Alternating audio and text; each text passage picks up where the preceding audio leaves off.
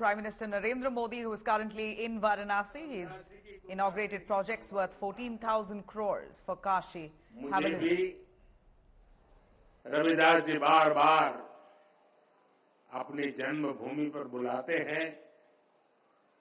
मुझे उनके संकल्पों को आगे बढ़ाने का मौका मिलता है।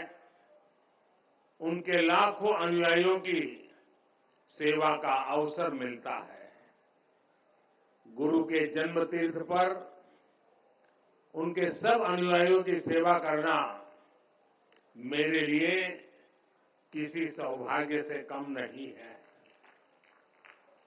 और भाइयों बहनों, यहाँ के सांसद होने के नाते, काशी का जनप्रतिनिधि होने के नाते मेरी विशेष जिम्मेदारी भी बनती है। मैं बनारस में आप सबका स्वागत भी करूं और आप सबकी सुविधाओं का खास ख्याल भी रखूं, ये मेरा दायित्व भी है। मुझे खुशी है कि आज इस पावन दिन मुझे अपने इन दायित्वों को पूरा करने का अवसर मिला है। आज बनारस के विकास के लिए सैकड़ों करोड़ रुपयों के विकास परियोजनाओं का लोकार्पण और शिलान्यास होने जा रहा है। इससे यहां आने वाले श्रद्धालुओं की यात्रा और सुखद और सरल होगी। साथ ही संत रविदास जी की जन्मस्थली के विकास के लिए भी कई करोड़ रुपयों की योजनाओं का लोकार्पण हुआ है। मंदिर और मंदिर क्षेत्र का विकास, मंदिर तक आने वाली सड़कों का निर्माण, इंटरलॉकिंग और ड्रेनेज का काम, भक्तों के लिए सत्संग और साधना करने के लिए, प्रसाद ग्रहण करने के लिए अलग अलग व्यवस्थाओं का निर्माण, इन सब से आप सब लाखों भक्तों को सुविधा होगी। माघी पूर्णिमा की यात्रा में श्रद्धालुओं को आध्यात्मिक सुख तो मिलेगा ही, उन्हें कई परेशानियों से भी छुटकारा मिलेगा। आज मुझे संत रविदास जी की नई प्रतिमा के लोकार्पण का भी सौभाग्य मिला है। संत रविदास म्यूजियम की आधारशिला भी आज रखी गई है। मैं आप सभी को इन विकास कार्यों की अनेक अनेक शुभकामनाएं देता हूं। मैं देश और दुनिया भर के सभी श्रद्धालुओं को संत रविदास जी की जन्म जयंती और माघी पूर्णिमा की हार्दिक बधाई देता हूं। साथियों, आज महान संत और समाज सुधारक गाडगे बाबा की जयंती भी है। गाडगे बाबा ने संत रविदास की तरह ही समाज को रूढ़ियों से निकालने के लिए, दलितों वंचितों के कल्याण के लिए बहुत काम किया था। खुद बाबा साहब आंबेडकर उनके बहुत बड़े प्रशंसक थे। गाडगे बाबा भी बाबा साहब से बहुत प्रभावित रहते थे। आज इस अवसर पर मैं गाडगे बाबा के चरणों में भी श्रद्धापूर्वक नमन करता हूं। साथियों, अभी मंच पर आने से पहले मैं संत रविदास जी की मूर्ति पर पुष्प अर्पित करने, उन्हें प्रणाम करने भी गया था। इस दौरान मेरा मन जितनी श्रद्धा से भरा था, उतनी ही कृतज्ञता से भी भीतर महसूस कर रहा था। वर्षों पहले भी जब मैं न राजनीति में था, न किसी पद पर था, तब भी संत रविदास जी की शिक्षाओं से मुझे मार्गदर्शन मिलता था। मेरे मन में ये भावना होती थी कि मुझे रविदास जी की सेवा का अवसर मिले।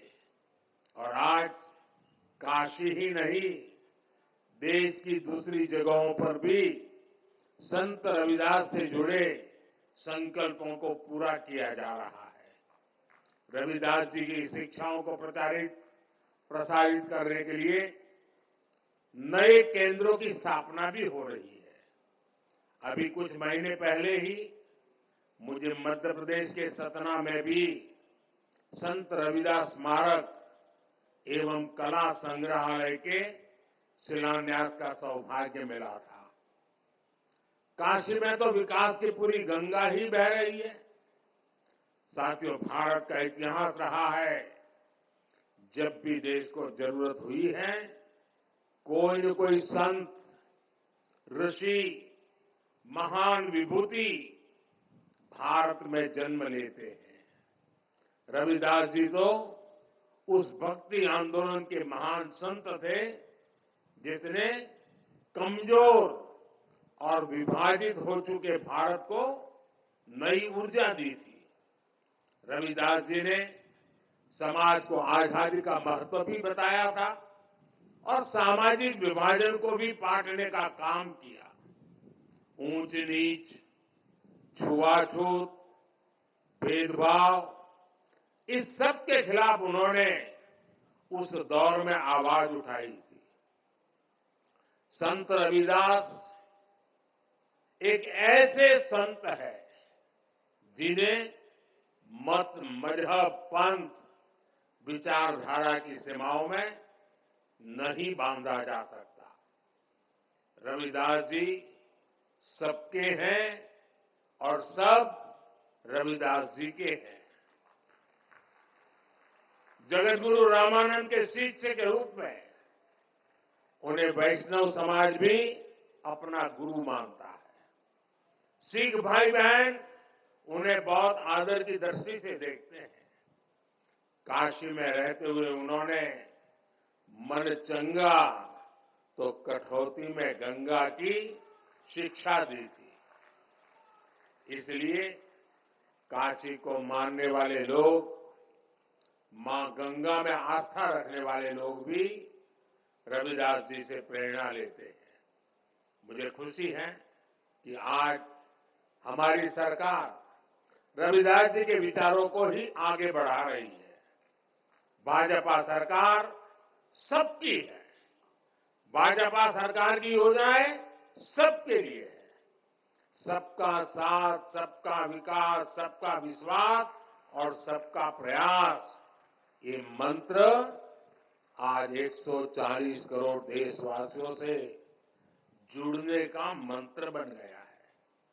साथियों, रविदास जी ने समता और समरसता की शिक्षा भी दी और हमेशा दलितों, वंचितों की विशेष रूप से चिंता भी की। समानता, वंचित समाज को प्राथमिकता देने से ही आती है। इसलिए जो लोग, जो वर्ग विकास की मुख्य धारा से जितना ज्यादा दूर रह गए, पिछले 10 वर्षों में उन्हें ही केंद्र में रखकर काम हुआ है।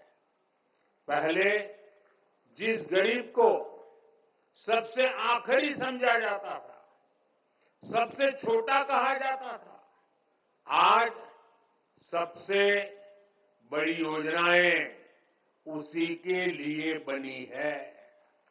इन योजनाओं का दुनिया में सबसे बड़ी सरकारी योजनाएं कहा जा रहा है। आप देखिए, कोरोना की इतनी बड़ी मुश्किल आई, हमने 80 करोड़ गरीबों को मुफ्त राशन की योजना चलाई। कोरोना के बाद भी हमने मुफ्त राशन देना बंद नहीं किया, क्योंकि हम चाहते हैं कि जो गरीब अपने पैरों पर खड़ा हुआ है वो लंबी दूरी तय करे, उस पर अतिरिक्त बोझ न आए। ऐसी योजना इतने बड़े पैमाने पर दुनिया के किसी भी देश में नहीं है।